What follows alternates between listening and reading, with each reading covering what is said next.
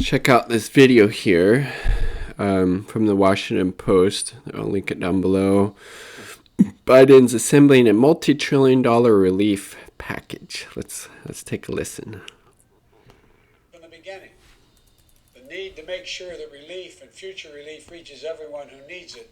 We need to do more. These relief dollars will start to flow quickly, potentially, while the current administration is still I don't see how that's going to happen. They may send out money that they won't have any control over. But for what we have to need control over, I want to be very clear what my priorities are for distributing this emergency aid swiftly and equitably. Our focus will be on small businesses on Main Street that aren't wealthy and well-connected, that are facing real economic hardships through no fault of their own. Our priority will be Black, Latino, Asian, and Native American-owned small businesses, women-owned businesses, and finally having equal access to resources needed to reopen and rebuild. But we're going to make a concerted effort to help small businesses in low-income communities, in big cities, small towns, rural communities that have faced systemic barriers to relief.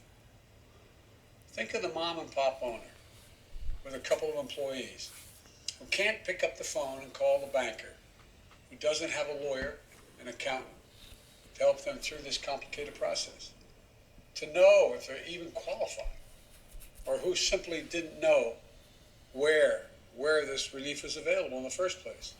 We went through this, Don, when we brought Detroit back off its knees. And as we saw in this morning's job report, restaurants, bars, and hospitality industry have been slammed by this virus. We're going to direct relief to those businesses and others that have been so badly hit the hardest. We owe them that support to help them get through the other side of this crisis. All right, so, not a whole lot of substance with what Biden was saying there. Partners a butthead sometimes. So, the boost stimulus payments for Americans to $2,000, extend unemployment insurance, send billions of dollars in aid to city and state governments, moving swiftly to address the nation's deteriorating economic condition and rampaging pandemic. Package also include billions of dollars to improve vaccine distribution and tens of millions of dollars for schools, as well as rent forbearance and assistance to small businesses, especially those in low-income communities. Biden said at a news conference in Wilmington, Delaware. And he used to be known as the senator from MBNA because he would always be willing to do the bidding of Wall Street and the credit card industry. Price tag will be high. Price tag will be high, but it would be much, much worse if we don't do anything. So I guess it's good at least he hasn't already started advocating for austerity policies, because a lot of people that he's selecting to be in his administration and his cabinet are huge proponents of austerity politics, which would obviously be especially hugely detrimental right now. But I don't know what he was talking about with regards to getting other stuff done now, because unless Trump has some type of discretionary spending that he'd be able to allocate, you're not getting past anything in the Senate through Mitch McConnell. So I'm not really sure what he was talking about there. But there's even a Democratic senator. Again, we have two right-wing parties in the United States, and Joe Manchin is like one of the more right-wing senators in the Senate for sure, and this is what he said. "I don't know where in the hell 2,000 came from," Manchin said. "I swear to God, I don't. That's another $400 billion. Jesus Christ. Senator from West Virginia, and I saw in a meme, West Virginia is the 47th poorest state in the United States, and well, where are we going to get that $400 billion from when, Manchin doesn't have any problem spending billions, trillions on endless wars, bailing out Wall Street, bailing out, health insurance companies, the airline industry, his political connections, but no, we can't give people $2,000. That's another $400 billion. We can't be helping people. I mean, Jesus Christ. But then he said he could potentially support more checks if they were narrow in scope and target a few people really need. I mean, a vast majority of the country really needs them right now, unless you're fucking Bezos, Gates, or, you know, Elon Musk or something. Like, tens of millions of people have lost their jobs. Tens of millions of people have lost their health insurance. A lot of those jobs aren't coming back, at least for a long time. The economy is in shatters unless, you know, you're part of the 1%.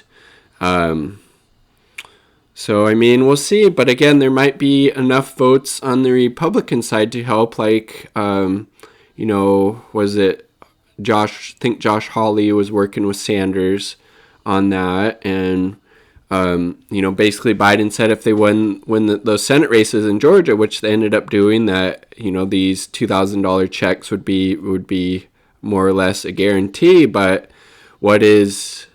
how is Biden willing to use that bully pulpit to go after Manchin and really hammer away? Like, call him, go protest in front of the House or whatever to make sure that happens. I mean, but I think they could pass, through the budget reconciliation process. It wouldn't need, you know, that 60 vote, veto override. They would only need 51 votes. And split 50-50 now with Kamala Harris as vice president-elect being the tie-breaking vote. So, so we'll see. I mean, there would probably be at least a couple Republicans that would go along with it to get this passed. At least one leading Democratic senator will push for federal unemployment benefits to be approved at $600 a week, up from the current $300, although the position of the Biden team on the matter is not clear yet. Christ.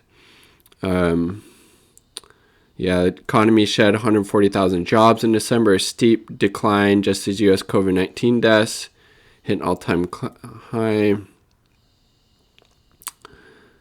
Yeah. So we'll see. I mean, there's obviously a lot that needs to be done. I mean, a really easy thing that Biden could do with no need for congressional approval. He could literally cancel all the student loan debt first day in office. He's such a piece of shit neoliberal centrist, he probably would never do that. But imagine if people stormed the Capitol to get him to cancel, or storm the White House to get him to cancel student loan debt. Now that would be actually a helpful storming of the Capitol, not all these reactionary white supremacists, white nationalists, anti-Semites who did it, you know, a couple days back because Supreme Leader Trump lost the election. So we'll see. We'll see. See what happens. Oh, and then Ron Wyden, incoming chair of the Senate Finance Committee, said an interview would push for a restoration of the $600 per week and federal unemployment. That would be super helpful to all the people really struggling right now. So we'll see. We'll see what happens. Link this article down below. Subscribe for more content. Like the video if you like the damn video. Peace. All power to